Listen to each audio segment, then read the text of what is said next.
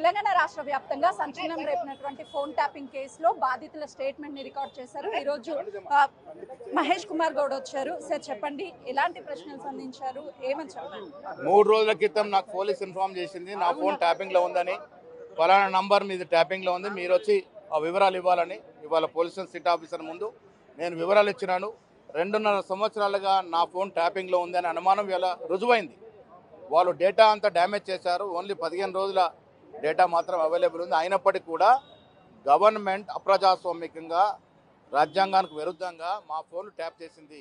Telegraph act చట్టం ప్రకారం ఈ దేశంలో ఎవరి ఫోన్లు కూడా ట్యాప్ చేయడానికి లేదు, అన్లెస్ అండ్ అంటిల్ నక్సలైట్సో లేక ఉగ్రవాదులో టెర్రరిస్ట్ అయితే తప్ప.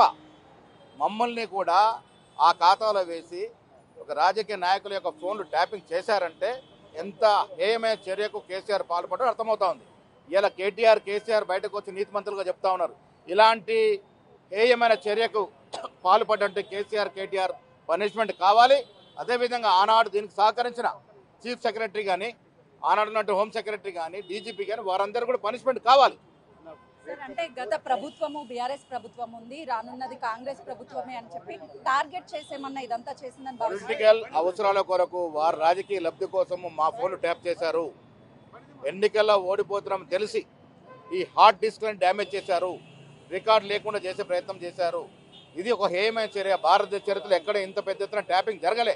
ఇది దేశ చరిత్ర మొదటిసారి కాబట్టి వారికి తక్షణమే పనిష్మెంట్ కావాలని ప్రభుత్వాన్ని కోరుతా ఉన్నాం. దీనికి సంబంధించి కీలక పాత్రదారులు, సూత్రధారులు బయటకు వస్తారని భావిస్తున్నారు. 100% దీనికి ప్రధాన సూత్రధారి ఆనాడు ముఖ్యమంత్రి కేసీఆర్ గారు, వారి అబ్బాయి కేటీఆర్ గారు, ప్రభాకర్ రావు గారు, అప్పుడున్నటువంటి డీజీపీ గారు, చీఫ్ సెక్రటరీ సోమేష్ కుమార్ గారు రివ్యూ చేయకుండా, ప్రతి 2 నెలలకి ట్యాపింగ్లో రివ్యూ చేయకుండా ఉదాసీనంగా వివరించడం వల్ల ఈ చర్య జరిగింది. స్వయాన కవిత ఫోన్ కూడా ట్యాప్ జరిగింది అని చెప్పేసి అంటున్నారు. మరోవైపు వైఎస్ షర్మిల, వీళ్ళిద్దరివి కూడా అంటే స్వయాన చేసి ఉంటారా? షర్మిల గారి ఫోను, కవిత ఫోన్ కూడా ట్యాప్ అయి ఉండొచ్చు. తండ్రి కొడుకులు వారి అవసరాల కోసం ఇలాంటి చర్యలు, హేయమైన చర్యలు పాల్పడ్డారు కాబట్టి ప్రజలు వారు గతించారు. వారికి పనిష్మెంట్ కావాలని కోరుతాం. కేటీఆర్ కి కవితకి కొంతవరకు గ్యాప్ వచ్చింది, అందుకే తెలంగాణ జాగృతి ఆనాడు కలిసే కదా ఈ రాష్ట్రాన్ని దోచుకున్నారు వాళ్ళు. ఇవాళ ఆస్తుల తగాద వల్ల గ్యాప్ వచ్చిండొచ్చు. ఆనాడు కుటుంబం అంతా కూడా ఈ రాష్ట్ర సంపద దోచుకున్నారు. Thank you. ప్రస్తుతానికి చూస్తున్నాము కొంత మేరకు ఇప్పుడు స్టేట్మెంట్ ని రికార్డ్ చేశారు. ఈ నేపథ్యంలోనే తాను కీలక వ్యాఖ్యలు చేశారు. ఎందుకంటే గత బీఆర్ఎస్ ప్రభుత్వము కేవలము ప్రభుత్వం కాంగ్రెస్ అధికారంలోకి వస్తుందని భావించే కుట్రపూరితంగా ఫోన్ ట్యాపింగ్ ని చేశారు. ఎవరున్నా సరే వాళ్ళని కఠినంగా శిక్షించాలి, వాళ్ళంతా బయటికి రావాలి అని చెప్పేసి చెప్తున్నారు. కెమెరామెన్ వంశీతో సుజాత, జూబ్లీ హిల్స్ పోలీస్ స్టేషన్.